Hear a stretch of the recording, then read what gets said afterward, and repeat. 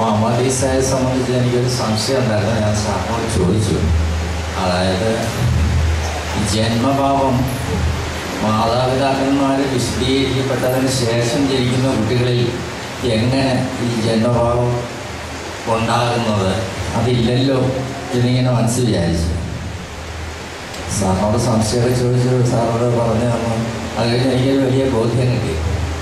ജെറമിയായുടെ പുസ്തകത്തിൽ 4-ാമത്തെ വചനത്തിനകത്ത് പറയുന്നുണ്ട്, അമ്മയുടെ ഉദരത്തിൽ നിനക്ക് രൂപം നൽകുന്നതിന് മുൻപേ നിന്നെ ഞാൻ അറിഞ്ഞു.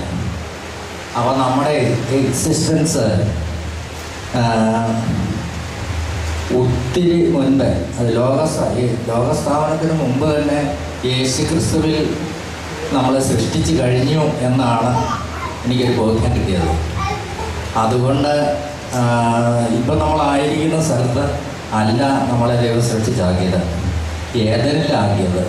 ഏദനിൽ നിന്ന് പുറത്തു വന്നതിന് ശേഷമാണ് നമ്മളുണ്ടാകുന്നത്. അത് ഈ ഭൂമി മറ്റ് മൃഗങ്ങൾക്കും ജീവജാലങ്ങൾക്കും ഒക്കെ കൊടുത്തതാണ്.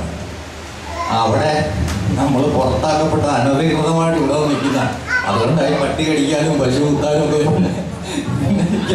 കിട്ടി. പിന്നെ നമ്മുടെ പാപാവസ്ഥ അവിടെ വെച്ച് പറ്റിയത് നമ്മുടെ സൃഷ്ടി അന്ന് നടന്നു പോയത്, ആ എക്സിസ്റ്റൻസ് ഉണ്ടായിപ്പോയത് കൊണ്ട് ആ പാപത്തിൻ്റെ ചെളി അപ്പം തന്നെ നമ്മുടെ മേൽ പതിച്ചു എന്നുള്ളൊരു വലിയ ബോധ്യം എനിക്ക് കിട്ടി. Thank you.